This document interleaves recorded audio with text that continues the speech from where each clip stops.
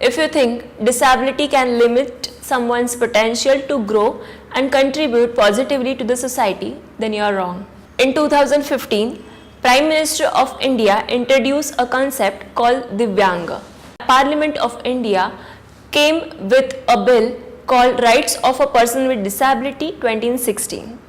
Prime Minister of India wanted to create a paradigm shift the way a nation treats its population, which is 2.6 million people who are persons with disability, and they wanted to shift their cultural and social stigma which is there in the minds of people when they overlooked or underestimate the population who is person with disability.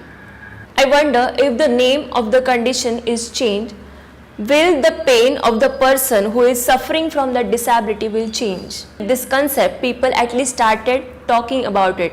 They at least started considering the people of disability. They at least started considering that they are also part of this society and they have also the right to live. In Indian society and in many Indian families, birth of a girl child is considered as a liability to her parents because they have to feed her, they have to raise her, and they have to send her back when she gets married. After 1.5 years of my birth, doctor diagnosed me and said that I am a special child. In the earlier stage of my life, my parents were shocked when they heard about this.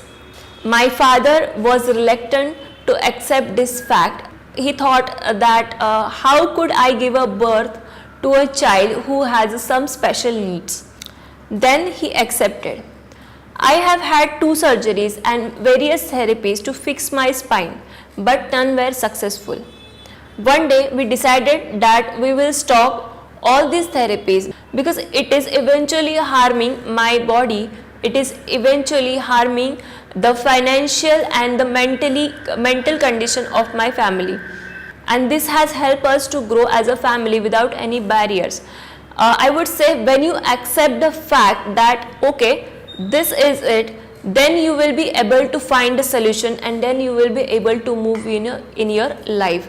So instead of complaining and instead of crying about the small things which you don't have, start working towards it and find the solutions. As a person with disability and being a girl, disability was a challenge for me and my parents also, because people were more concerned about my disability rather than my parents. They used to ask questions to my parents that, oh, she is a girl, how will you take care of her? It's better if you throw her to any special school or any orphanage which is specially designed for the persons with disability. What you will do when she will start menstruating? What have you ever think about her periods? And questions like that, the unending questions my parents has to answer and faced every single stage of their life. But because of their support and because they never lose hope in me, they have imbibed the confidence in me that you are just a normal person like others and you can do every single thing which other can do. But you have some special abilities and you have to take care of your abilities considering your disability also. We often differentiate person by looking at their disability, but we forgot to look at the abilities of the person. I never participated in any school activities, or I haven't had any friends, close friends, because of this disability. When no one was there, my parents were there, my mother was there, and they became my friends. My mother became my friend, and we started building this relationship which never let me feel low. I was always an unwelcome child when it comes to visiting any relative's place. I never participated in any school activities. I never had any close friends with whom I can share my tiffin, with whom I can talk about my problems. At the very starting age of my life, I had been rejected admissions by many well-known schools of Pune because of my disability. I have completed my education from one government school of Pune. I had faced many rejections and discrimination because of my disability. because of the just one thing I doesn't have, and it has created the negative attitude in my mind. I started feeling low.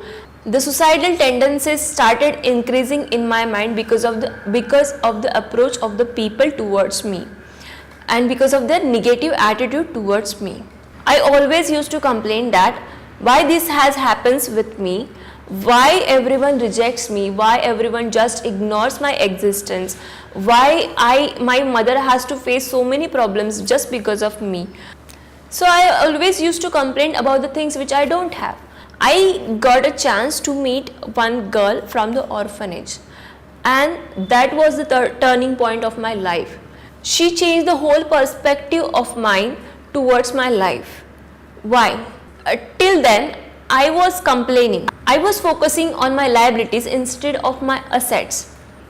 I can speak, I can see, I can write, I can breathe. I never thank God for that things, for those things which I have. I always complain just because I can't walk. So she was my inspiration, or that was a turning point of my life, which changed the whole perspective. And because of my past experiences, I started working on the social grounds. In 2013, I joined one NGO. It is a voluntary organization running by students. Currently, I am working on education, disability rights, which is my core area of work, and third is menstrual hygiene. Everyone needs a person who will listen to them, listen to their problem without any judgmental remarks. Same with persons with disability. I used to feel low, I used to feel alone because no one was there to listen to me and listen to my problem or understand me, what I am feeling or what I was going through. So I started building the network of persons with disability. What we did was, in under our project Roshni, we provide them books, audio books, we provide them braille books, we provide them educational guidance, we provide them opportunities for employment, and this has boosted their confidence, and this has helped them to come out of their comfort zone and fly by their own. Since the starting years of my social activism, I am focused more on the education of the underprivileged. In that, we have been teaching the children who stays in slum areas. In 2016, we started one mobile school for the children who beg on the streets with the help of my colleagues.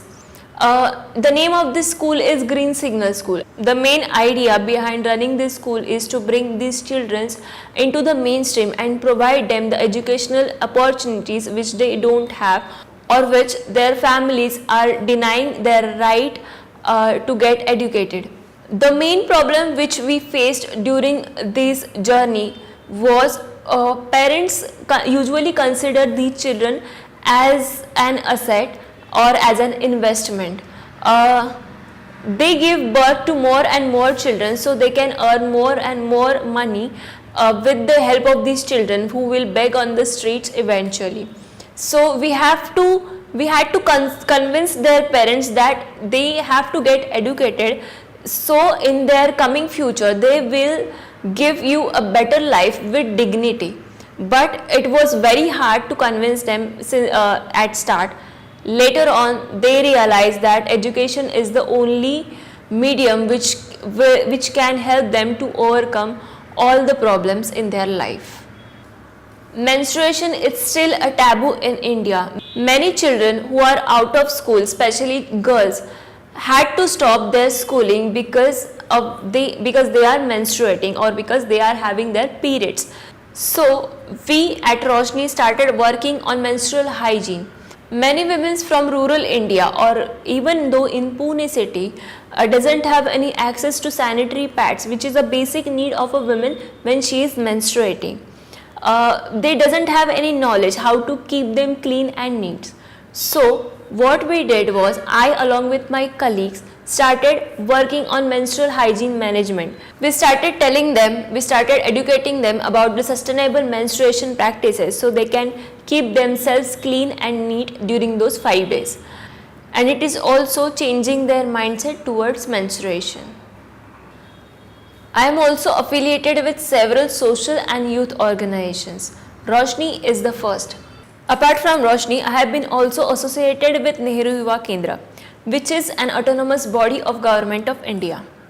In 2016, United Nations gave me a recognition of Global Youth Ambassador of India, which is a part of their project for education of all, which is named as A World at School. During the years of my social activism, I have observed some personal needs between the rural youth and the urban youth.